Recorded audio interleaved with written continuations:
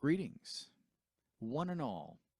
Just wanted to give you a heads up. I am currently working on a new episode of Up Close and Acoustic, this one featuring Tom Hampton and a special guest, Michael Tearson, longtime DJ in the Philadelphia area. Important part of my coming of age and growing up musically in the Philadelphia area.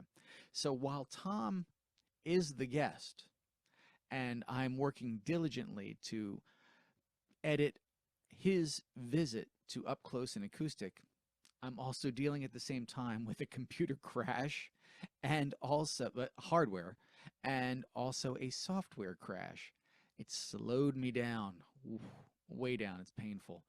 But while I'm working on that, I wanted to give you a teaser as to something that happened when Tom and Michael came by Up Close and Acoustic headquarters, and we recorded Tom's interview. So this will not be in the show. This is a extra added bonus just for you. It's myself, Tom Hampton, and Michael Tearson, and we talk a little bit about radio in Philadelphia radio. All of the ones that have his sound drops, his hair checks, the sound. Yeah. I love that one. 1972 vintage.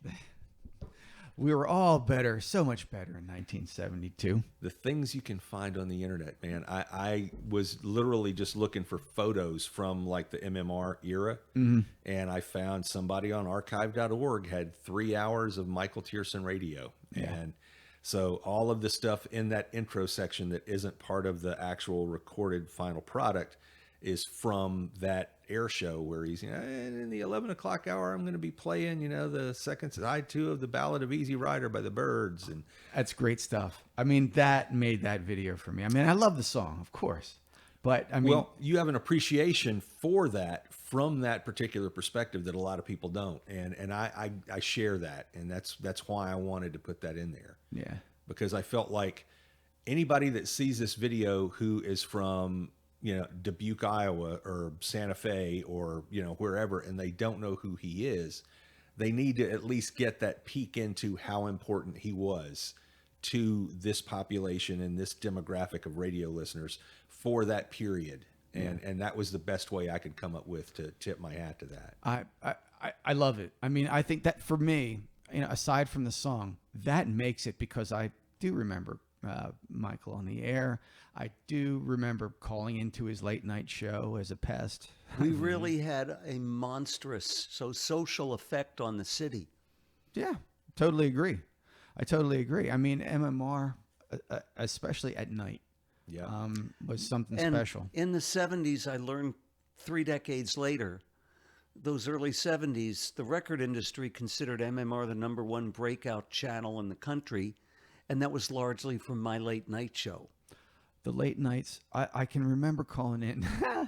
Now, this is my one memory of calling in to Michael when he was on the air. Then we'll get started. Then we'll get started on Tom Hampton, which is what we're here for. I just assumed you were already recording because We are already recording. Okay. Because I wanted to catch some of that. What you talking about the video, but I mean, I can remember calling into the late night show, and just since I'm a big Pink Floyd head, I was asking, and I was just discovering the backstory, which fascinates me almost as much as the music. And I asked Michael about, well, tell me about Syd Barrett. Tell me, what do you know about Syd Barrett? This, that, or the other. You called the right guy. Well, I mean, it was funny because he was on the air and he's between songs, of course, and he spent like 5 minutes on the phone with me, for which I'll always appreciate. I always loved talking to listeners. Yeah, I don't doubt it. I like that too. When I was alive, That's how I met my wife. when I was on the radio as a DJ, or at the very least a host, talking on the radio and talking to listeners, that's the best. That's the best part of everything. Well, I'm not intentionally trying to derail this, but one of the things that I think drives us to do what we do, whether it's live radio, whether it's writing songs, whether anything that has a creative or an artistic bent to it, it's driven primarily by a desire to create something. But you can stop right there. Like you are perfectly, you are well within your obligations to, I just wrote a song, end of flow chart. You know, the thing that drives us to go past that is the desire to share that work, whatever that creative output is, whether it's radio, whether it's curating songs for an audience, whether it's writing songs.